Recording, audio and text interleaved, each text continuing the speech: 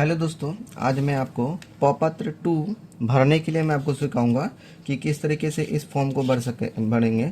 क्योंकि इस फॉर्म को भरने में बहुत सारे लोगों ने बहुत सारी गलती करते हैं, जिस वजह से आपका जो भूमि का जो सर्वे होता है उसको आप अच्छे तरीके से कंप्लीट नहीं कर पाते हैं। और ये जो फॉर्म आप फिजिकल जब ब्लॉक में जब जा करके जमा करने के लिए जाते हैं तो वहाँ पे क्या होता है कि इस फॉर्म को आपको रिजेक्ट कर देता है। तो चलिए आज मैं आपको अच्छे तरीके से इस फॉर्म को भरने के लिए बताऊंगा। इस फॉर्म को भरने के बाद आपका कहीं भी कोई दिक्कत नहीं होगा और आप इसको ले जाके जमा करेंगे तो आपका फॉर्म रिजेक्ट नहीं करेगा।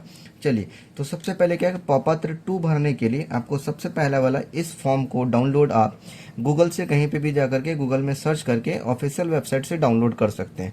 वैसे मैं इसका जो पीडीएफ जो फॉर्म होता है मैं आपको टेलीग्राम ग्रुप में दे दूंगा, वहां से भी जा करके आप डाउनलोड कर सकते हैं और लिंक आपका हम डिस्क्रिप्शन में है, वहां से जा करके आप ज्वाइन कर सकते हैं। ठीक है, चलिए मैं आपको इस फॉर्म को भरने के लिए बताता हूँ। तो सबसे पहले जो हमारे पास यहाँ लिखा हुआ है राजस्व ग्राम, ठीक है। तो आप जो मतलब कि इस जमीन का जो सर्वे करवाना चाहते हैं, ठीक है, तो उसका जो ग्राम होता है जहाँ पे आपका जमीन है वहाँ का जो ग्राम होगा उस ग्राम को यहाँ पे डालेंगे। चलिए, मेरे केस में क्या है कि हमारे पास जो सारा डिटेल होगा, आपको सारा डिटेल यहाँ पे इस प्रकार का जो एक रसीद होता है, जो ऑनलाइन रसीद मिलता है, ठीक है। तो इस रसीद से वो सारा डिटेल आपको मिल जाएगा, जो चीज़ें यहाँ पे इसको भरना पड़ेगा इस फॉर्म में।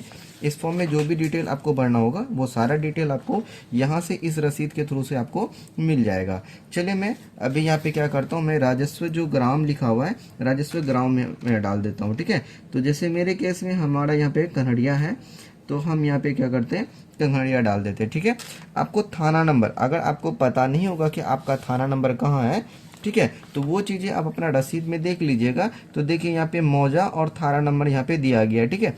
तो वो थाना नंबर यहाँ पे आपको डाल देना है। मैं आपको डेमो में मैं बता रहा हूँ, ठीक है। कुछ डेटा इसमें जो कि सही रहेगा, कुछ डेटा गलत भी मैं डाल रहा हूँ ताकि ये किसी भी प्रकार का पर्सनल डेटा शेयर ना हो। ठीक है, तो यहाँ पे थाना नंबर आपका जो भी होगा वो थाना नंबर यहाँ पे इस तरीके से मेंशन कर दीजिएगा। एंड थाना नंबर डालने के बाद अब दूसरा चीज़ें बोल रहा है कि आपका हल्का नंबर, ठीक है। तो हल्का नंबर आपको कहाँ देखना है, आप देखिएगा इसी में आपको यहाँ पे हल्का नंबर यहाँ दिख लीजिए, यहाँ देखिए हल्का आपको दिया गया है, ठीक है। तो हल्का यहाँ से आपको देख करके आपको यहाँ पे भर देना है। ठीक है, तो मेरे केस में हमारे पास क्या है, हम यहाँ पे डाल देते हैं, जैसे जो भी मेरा हमारा है यहाँ पे हमने हल्का डाल दिया। ठीक है, तो ग्राम हो गया, थाना नंबर हो गया, हल्का हो गया। ठीक है, अब आते हैं पुलिस थाना। तो थाना तो सभी को मालूम होता ही, तो ये थाना उन चीज़ों का डालना है जहाँ पे आपका ज़मीन है। ठीक है, तो थाना वहाँ पे आप डाल दीजिएगा। चलिए, मैं इस तरीके से यहाँ पे थाना लिख देता हूँ। ठीक है, थाना लिखने के बाद आपका अंचल जहाँ पड़ता है, ठीक है, तो अंचल भी यहाँ पे आपको इस तरीके से लिख देना है। ठीक है, एंड उसके बाद आपका जो जिला होता है, ठीक है, तो वो जिला आपको यहाँ पे मेंशन कर देना है। चलिए, मैं यहाँ पे जिला मेंशन कर देता हूँ। ठीक है, अब चलिए, अब यहाँ पे फॉर्म को भरने की बारी आती है। तो सबसे पहले यहाँ पे देखना है, क्योंकि बहुत सारे लोग यहीं पे गलती करते हैं कि यहाँ पे कैसे भरेंगे। ठीक है, तो यहाँ पे देखिए सबसे पहले क्या लिखा हुआ, रैयत का नाम। ठीक है, तो रैयत का नाम यहाँ पे डालना है। जैसे मान के चलते हैं एक जिसका जो जमीन है उस जमीन में, जैसे मान के दादा के नाम पे जमीन था और वो जमीन आपका क्या होता है कि उनका 4 बेटा या 3 बेटा या 2 बेटा होता है, यानी कि एक से अधिक अगर बेटा है तो वो अलग अलग हिस्सों में बटेगा। तो क्या करना, उन चारों का नाम यहाँ पे आपको मेंशन करना होगा इस तरीके से। ठीक है, इस तरीके से उन चारों का नाम मेंशन करना होगा और लास्ट में आपको यहाँ पे पिता का भी नाम मेंशन करना होगा। ठीक है, तो यहाँ पे उनका नाम दे दीजिएगा, जो भी XYZ नाम होगा।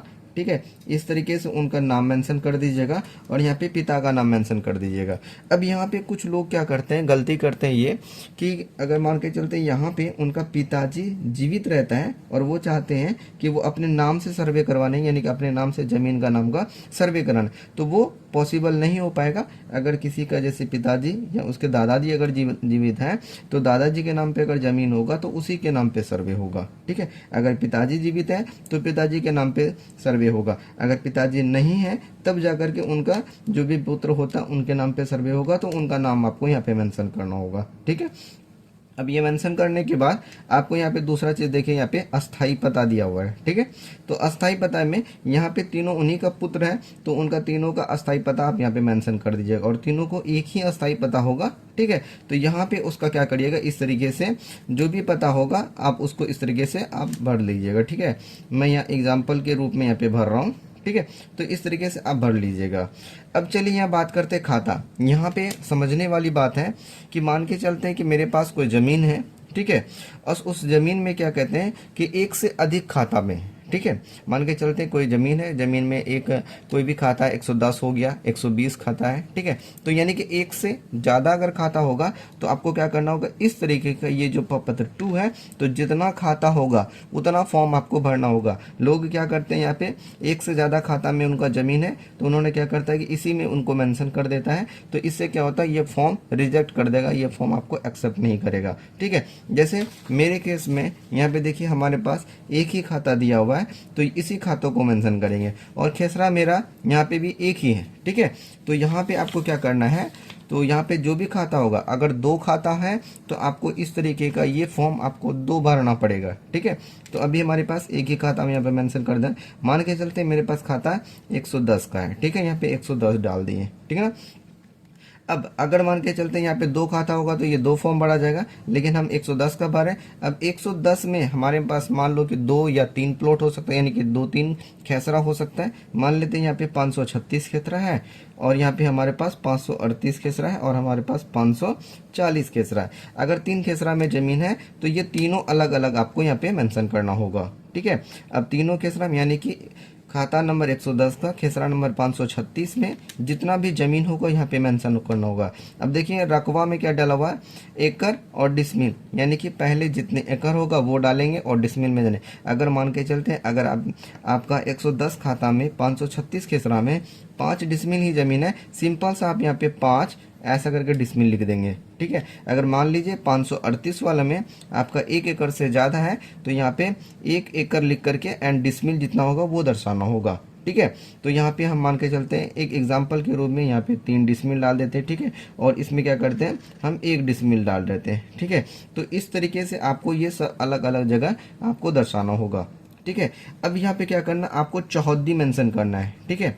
नेक्स्ट चीज़ जो दे रहा है हमारे पास चौहद्दी दिया हुआ है, तो आपको यहाँ पे चौहद्दी मेंशन करना है। देखिए चौहद्दी में उसी का नाम, उसी व्यक्ति का नाम आपको मेंशन करना है जिसका आप क्या करेंगे, जो कि अभी प्रेजेंट टाइम में जीवित है। बहुत सारे लोग क्या करते हैं यहाँ पे उस व्यक्ति का नाम मेंशन कर देते हैं जो कि मृत हो चुका है। तो मृत लोगों का नाम यहाँ पे मेंशन नहीं करना, आपको यहाँ पे नहीं देना है। तो इससे क्या होगा कि आपका फॉर्म रिजेक्ट कर दिया जाता है, ठीक है। तो यहाँ पे क्या करना है, आपको जो जीवित है उसी का नाम देना है। तो चौहद्दी में क्या करेंगे, पूरब यहाँ पे डालेंगे, पश्चिम में से डाल देंगे, ठीक है, एंड उत्तर एंड दक्षिण। इस तरीके से आप इस तरीके से लिख करके यहाँ पे जो भी होगा, पूर्व में कौन है, पश्चिम में कौन है, उत्तर में कौन है, दक्षिण में कौन है, तो ये चीज़ें आप डाल देंगे, ठीक है। अब डालने के बाद यहाँ पे एक चीज़ आता है किस्म की ज़मीन, ठीक है। किस्म ज़मीन यानी कि आपका जो ज़मीन है वो किस प्रकार का है, खेतिहर ज़मीन है, ठीक है, या आपका जो ज़मीन है वो मकान वाला ज़मीन, यानी कि मकान घर उड़ बनाने वाला है, तो खेतिहर ज़मीन होगा। अगर आपका ज़मीन खेतिहर ज़मीन है तो यहाँ पे आपको क्या लिखना है, धनहर, ठीक है, इस तरीके से आपको लिख देना है। अगर आपका खेतिहर ज़मीन नहीं है, ठीक है, अगर आप उसमें घर बनाना सकते हैं, घर वाला यानी कि घर बनाने वाला जो ज़मीन है उसमें आपको सिंपल सा कुछ नहीं, आपको सिंपल सा यहाँ इस तरीके से मकान लिख देना है, ठीक है ना। तो इस तरह के दोनों में ये 2 ही प्रकार का होगा, या खेतिहर ज़मीन होगा या नहीं तो मकान बनाने वाला ज़मीन होगा। तो जो भी आपका होगा वो चीज़ें आप यहाँ पे डाल दीजिएगा, ठीक है।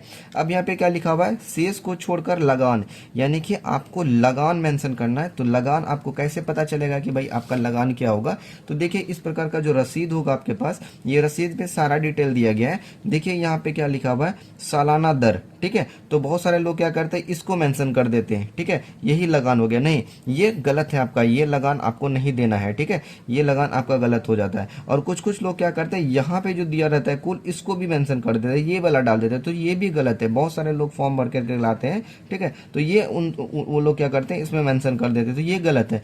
लगान जो होता है इसको समझने के लिए देखिए यहाँ वित्तीय वर्ष दिया हुआ है, सालाना दर दिया है, देखिए जमाबंदी लगान यहाँ पे दिया हुआ है, ठीक है। जमाबंदी लगान कितना है, तो यहाँ पे 10 दिया हुआ है, ठीक है। तो जमाबंदी जो लगान है वो टोटल कितना है, हमारे पास 10 है। तो वही लगान आपको क्या करना है, यहाँ पे जो दिया गया है शेष को छोड़ के लगान यहाँ पे 10, तो वही चीज यहाँ पे आपको लिख देना है बस। ठीक है। सालाना लगान आपको कितना लग रहा है, यानी कि एक्स्ट्रा चीज़ों को छोड़ करके आपको कितना लगा, यहाँ देखिए यहाँ पे लिखा हुआ शेष को छोड़कर लगान, ठीक है। तो बाकी चीज़ों को छोड़ करके जो एक्चुअल जो लगान लग रहा है आपको, ठीक है, जमाबंदी में, वो चीज़ें आपको यहाँ पे मेंशन करना है, ठीक है। तो यहाँ पे मेंशन कर दीजिएगा। अब यहाँ पे लिखा हुआ क्या, जमाबंदी संख्या। तो ये अगर आपको पता नहीं होगा तो आपका ज़मीन का जो रसीद होता है, जो ऑनलाइन रसीद निकालते हैं आप, ठीक है, तो यहाँ जब निकालेंगे तो अब यहाँ पे देखिए यहाँ पे लिखा हुआ क्या, जमाबंदी संख्या, ठीक है। किसी में आपको यहाँ पे जमाबंदी संख्या मिल जाएगा, अभी हमारे पास नहीं है। अगर आपके पास नहीं होगा तो इसको आप इस तरीके से खाली छोड़ दीजिए, ऐसे डैश लगा करके आप खाली छोड़ दीजिएगा। अगर आपका यहाँ पे जमाबंदी संख्या मिल जाता है तो यहाँ पे आप वो जमाबंदी संख्या आप यहाँ पे मेंशन कर दीजिएगा, ठीक है। तो यहाँ तक आप अच्छे तरीके से काम कर लीजिएगा। देन आप यहाँ पे देखिए, अब एक चीज़ आता है क्या, एक बार एक कॉलम नेक्स्ट आ रहा है क्या, भूमि पर दावा का आधार, यानी कि भूमि पर जो आप मतलब कि हकदारी जो दिखा रहे हैं, यानी कि दावा जो कर रहे हैं वो किस आधार पे कर रहे हैं, यानी कि कौन से आधार पे, वो ज़मीन आप खरीद के लिए हैं या वो ज़मीन आपको दान में दिया गया है या ज़मीन वो दादा परदादा का है। तो जिस भी तरीके का है वो चीज़ें आपको यहाँ पे दर्शाना होगा। अगर वो ज़मीन आपको दादा या परदादा के थ्रू से या पिताजी के थ्रू से आपको मिला है तो आपको यहाँ पे उत्तराधिकार, ठीक है, आपको क्या लिखना होगा, उत्तराधिकार आपको लिखना होगा। ये अगर ये जमीन आपको दादा परदादा या पिताजी से मिला है तो आपको क्या लिखना होगा, उत्तराधिकार मिला लिखना होगा, ठीक है। अगर ये जमीन आपने खरीदा है किसी से, ठीक है, किसी जमींदार से आपने ये जमीन खरीदा है और उस जमीन पे अगर आप सर्वे करवाना चाहते हैं तो यहाँ पे उत्तराधिकार नहीं लिख करके आपको कड़े लिखना होगा। क्या लिखना होगा, कड़े लिखना होगा, ठीक है।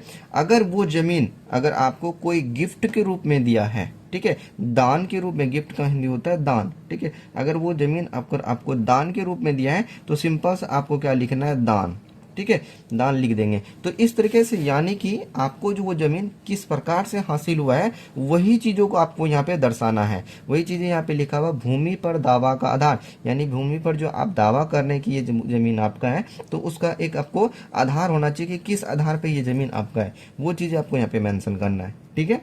अब यहाँ पे लास्ट में एक चीज़ ये आता है, अभियुक्ति अगर कोई हो, अभियुक्ति में या अगर आपका जमीन जो भी जमीन में सर्वे कराना चाहते हैं उसमें किसी भी प्रकार का अगर त्रुटि लगता है आपको कि भाई हमारा जो खाता नंबर इतना, खेसरा नंबर जो है आपके पास, ठीक है, उस ज़मीन में यहाँ पे 5 डिसमिल मेरे पास है लेकिन वहाँ पे आपको 2 ही डिसमिल दिखा रहा है ऑनलाइन में, ठीक है, या 3 ही डिसमिल दिखा रहा है, या खाता नंबर गलत है या खेसरा नंबर गलत है, तो वो चीज़ें यहाँ पे आपको मेंशन करना है यहाँ पे, ठीक है। यानी कि आपका खाता नंबर अगर सही करवाना है तो खाता नंबर यहाँ लिख देना है आपको कि हमारा ज़मीन का खाता संख्या इतना जो कि गलत है, हमारा सही खाता संख्या इतना है, इसको देखा जाए, ठीक है। इस तरीके से जो भी त्रुटि आपका ज़मीन में है वो चीज़ें यहाँ पे आप मेंशन कर दीजिएगा।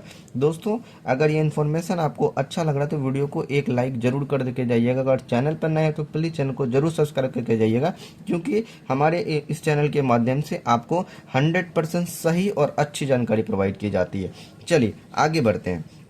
अब यहाँ पे ये भरने के बाद आपको क्या है, यहाँ पे नीचे देखिए स्थान, ठीक है, तो यहाँ पे स्थान आपको क्या डालना है, तो स्थान आपका डालना है कि भाई आप जिस स्थान पे अगर आप सर्वे करवाना चाहते हैं जहाँ पे हैं तो वो चीज़ें मेंशन करना है। जैसे हमारे पास यहाँ पे राजस्व ग्राम जो लिखा हुआ है तो वही ग्राम का नाम हम यहाँ पे डालेंगे, ठीक है, और ग्राम का नाम डालने के बाद एक कॉमा लगा करके आपका थाना जो होता है, ठीक है, थाना या अंचल दोनों का नाम आप यहाँ पे आप डाल सकते हैं। इस तरीके से डाल दीजिएगा और आपका जो जिला होता है, ठीक है, वो जिला आप यहाँ पे डाल दीजिएगा, जैसे मैं यहाँ पे डाल रहा हूँ, ठीक है, इस तरीके से डाल दीजिएगा। और तिथि, जिस तिथि को आप भर करके ये फॉर्म को जमा कर रहे हैं वो तिथि आपको यहाँ पे मेंशन करना है। मान के चलते हैं हम 5/10/2024 को डाल करके दे रहे हैं, ठीक है, हालांकि आज का डेट 2/11/2024 है लेकिन हम ये मेंशन करने क्यों, क्योंकि उसी दिन ये चीज़ें हम फॉर्म भर करके जमा करेंगे तो वही डेट हम यहाँ पे डालेंगे, ठीक है। अब यहाँ पे देखिए लास्ट में क्या कहता है, रैयत का हस्ताक्षर, अंगूठे का निशान, मोबाइल नंबर एवं आधार संख्या, ठीक है, यहाँ पे दिया हुआ है।